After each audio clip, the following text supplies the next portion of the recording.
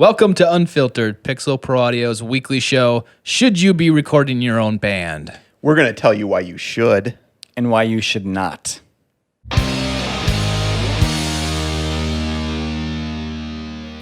Hey guys, welcome back around the drum. I'm Tay, this is David, that's Jay, and today, should you record your own band?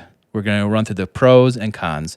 We've got a pro for each of us and a con for each of us. So Jay, let's just start out with the pro. Let's start out on a high note here. What about recording your own band is a positive?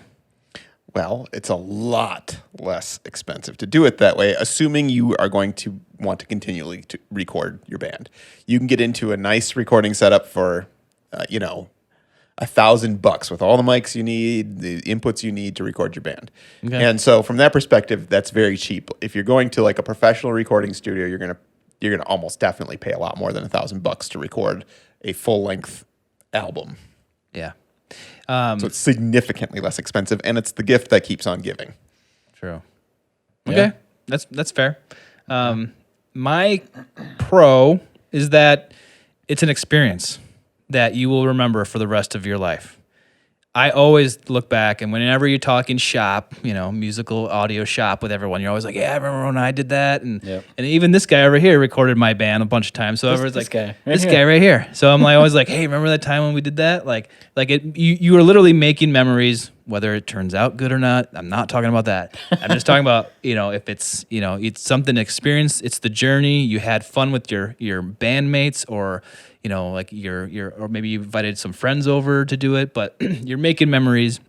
You're continuing on the journey. You're able to look back at that sentimentally and say, God, that was great. Like, that was awesome. Yeah. Remember that time, for better or worse. We're like, remember that time we screwed that up? That's still a memory. That's still a positive thing a positive outcome to come out of this. That's true. On the flip side, though, too, going into a professional studio and making a recording is also a huge memory. Yeah. Mm-hmm. Yeah. It's also a great experience, but it's a different kind of experience. I think like doing it yourself, like you're saying, is more relaxed.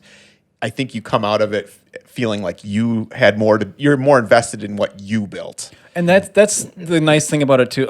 I'll go with my pro right now. You can take the extra time to make it right and to make it something you want exactly. I mean, if you were to go to a studio and make those memories and to take the time there, you'd have to pay extra money for it, depending on if they got it right the first time or if they know exactly what you want. Mm-hmm. But, if you're in your own setup, you can experiment with things and do what you want with it. And that leads me to my con, and that is you don't want to get yourself into a time trap where you're constantly making adjustments over long periods of time to try to fix it. Do we know about that? You do not want to get yourself in this kind of like never-ending cycle where you're like, oh, let's come back next week and record it. Oh, that stunk too. Let's do it. Let's come back next week. And then like Billy Corgan syndrome. And then you think you got it right. You move on to something else. You come back and you're like, well, actually that guitar track wasn't good. Yep. Let's do it again. We got the time. We're not paying someone to use the studio. So all of a sudden you get in this vicious cycle where it's all of a sudden days, weeks, months. And then you're like, oh, maybe I just need a new preamp. Let's order a new preamp and re-record all the guitars. And that stuff happens. So don't you have a story like this? Like where it took you like 6 months to record a record? Oh, longer than that. Oh, really? Yeah, it took me, I think, a year, maybe a little bit longer than a year. Mm-hmm. And we ended up re-recording things. And this was in a studio environment, mind you. This was not, but it was like, it was in a commercial building, but it was a low-cost recording studio. So it didn't cost us a lot of money to be in that space. But yeah, and that was the problem, is because it didn't cost us a lot of money, it took us a year to record this album. And I was happy with how it turned out, but we ended up re-recording songs, and it just was like never-ending. Re-record guitars, re-record drums, re-record vocals over and over and over again. And so that's my con, is like if you're on no budget, and you're doing it yourself, you get into this vicious cycle of like, oh, we got time, we got resources, let's just keep going until we get it right. But then so that can be a bad thing. But you're pro though, I get it. It's like oh, we got the time, we have the resources to make it right. So it's this really weird balance here with the resource of time. Well, that also leads me to my con, because since your bandmates know that they're not paying for studio time, or very little, they're not always going to be prepared, because we've got some extra time. I'll learn it that week. Yep. And they don't do it, and your time as the engineer ends up being totally wasted. Yep. And your bandmates don't value your time at all. Yes. And I've seen it happen to my friends. I've had it happen to me. It's terrible. I mean, I think with all of these, you can see the flip side con to the pros. Yeah. You know, I like with this, the pro of recording in a studio is that you do have that limit on time, and so you hopefully go in prepared, and you have a cutoff. So you say, this is going to be what it is today, because we can't afford to keep going. So we're going to go in and we're going to record the best thing that we can. And I think a lot of albums I love from the 90s especially, I know that was magic that was captured in a short amount of time. And then, they're paying for studio time, and they had a deadline. I work on deadlines. If I know something's coming up, I work really well under pressure. I think a lot of musicians do too.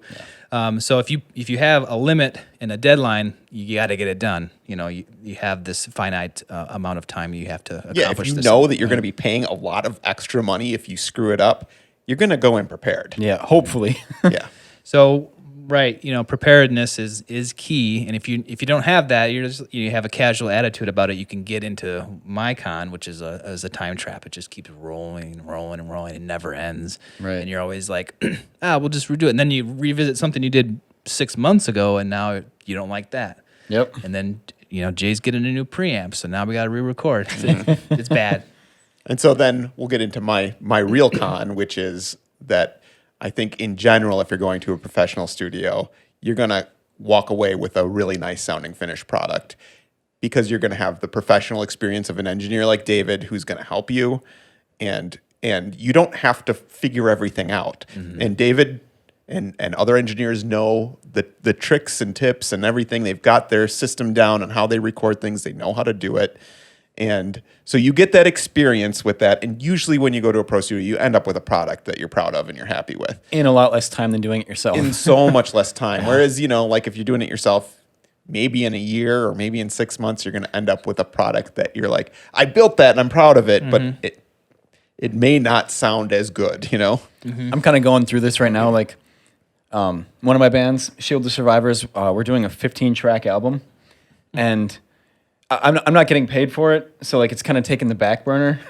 And I recorded the drums in like October of last year, and we finally recorded some lead guitar parts last month. We're doing some rhythms next month. It's just taking. And by the time forever. he's done, he'll have a new Apollo converter, and he'll be like, "Oh, we should re-record those I'm drums." not re-recording it for a converter. I've done things like that. That's crazy. Yeah. Yeah. So I don't know. There is a balance. Like we're definitely advocating you guys out there, like, get your own recording gear. Yeah. Try this stuff out. We're not trying to shy you away from it. We're definitely showing you just the pitfalls that can happen. Even if you're going to go to a pro studio, you should still have a little interface at home that you're recording with and practicing with, because eventually, if you're really into it, you're going to want to record your band. Yeah. And it's practice. It's fun. It's is. Getting It's a lot of concepts fun. out there, and you can actually see your vision in your head. You can, if you're at home in your home studio, you can get your vision out and say, well, maybe that's not what I really wanted. Right. It's not how it sounded in my head. Let's work on it and change it. Well, and so it's never been cheaper or easier to get into recording, and having something that you can record a demo on and just get these song ideas down. I sounded super Canadian there. Down. About What was I saying? Oh yeah, you can get the songs written easier, and you can actually give them to a studio or a producer and Yep. say like, here, I was going to say that. here's our songs. What can you do with them? Are you the right producer for us? And Yeah.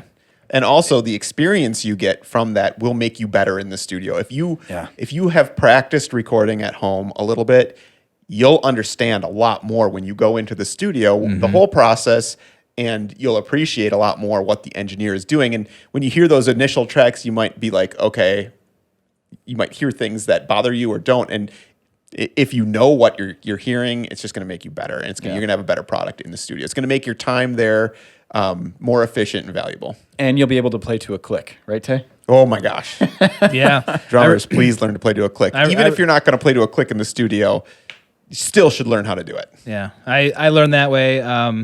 The first album or two with you, I just played, and I did a pretty good job of keeping on time. But all of a sudden, I made the switch over to a click track, and it was just amazing. It's easy for engineers, like, because now there's a reference context point. Like early on in my recording, I was like, "Oh, click track, that's so like fake and not cool or whatever." And for a long time, I was very anti click track. Really? And then I had a drummer that was very off time, and I had to record with a click track, and he played to the click track, and he got better as we went along. And then I was like, "Oh my gosh, this sounds so much better. The finished product is so much better." Mm-hmm. And from then on, I was an evangelist for click tracks. Yeah. And honestly, Tay, I think you're probably the best drummer I've ever recorded to a click. Like, you're closest to the beat. Yeah, he is good at it. It did not take you long to learn how to do it. No. That's good. Yeah. I guess we're kind of like digressing here a little bit. Yeah. We could keep going. I could keep going on this forever because there's so many pros and cons, and I don't know. Ultimately, I do think most people should have a setup. If you're into music, you should have something at home to record yourself with. Even if it's just a little 2i2 or something and one or two mics. But I think we wanted to do this to kind of make you guys aware of some of the pitfalls that can happen and some of the just amazing things that can happen too from recording your own band and your own project. But we want to hear from you. We want to hear if you like recording your band, any bad things that have happened, any things that you want to communicate to other engineers or musicians about your experiences. Leave us a comment. We want to hear about it. And what's the craziest thing you've recorded at home as a result of having a setup? And I will just tell you mine, which is when I was a teenager, we had a 4-track, and we were making experimental music. And we went downstairs, and I don't know if my mom was cooking bacon or something, or if we intentionally just cooked bacon in a pan. Were you there for that? I was there. Okay. And it was the coolest sounding thing ever. It sounded so awesome and crispy. And when I think of those early days of recordings, that's one of my favorites because it was just so unexpected, and you would never do that in a real recording studio. The opportunity would probably never arise because of the cost. So if you have an experience like that, please tell us about it. Yeah. Leave comments below. We will be ecstatic to read them. We read all of them. Yeah, and we would love to kind of share your experiences with that. But yeah, we could talk about this for forever. But we just wanted to get out here and give you a few pros and cons. And please leave us yours. So thanks for watching, guys. And we will see you around the drum next time. All right, we're 3 minutes in now. We're behind. Yep. Yeah, okay. Go. Now, do you want to bounce? Jay? Check I it. need to get away. You want your glasses? Recording your own band. It was so crispy and sizzly. And I was just going to say that. he thought it was his shirt, but it was his fingers. It says cheap. Crispy. It's right there on the board. Velma. So we can just keep it really fresh. And Was it bacon? oh, yeah. Nobody cares. Yeah, it's gross. Is that recording? Oh, it is. Yep. Go for it. At least you're washing your hands.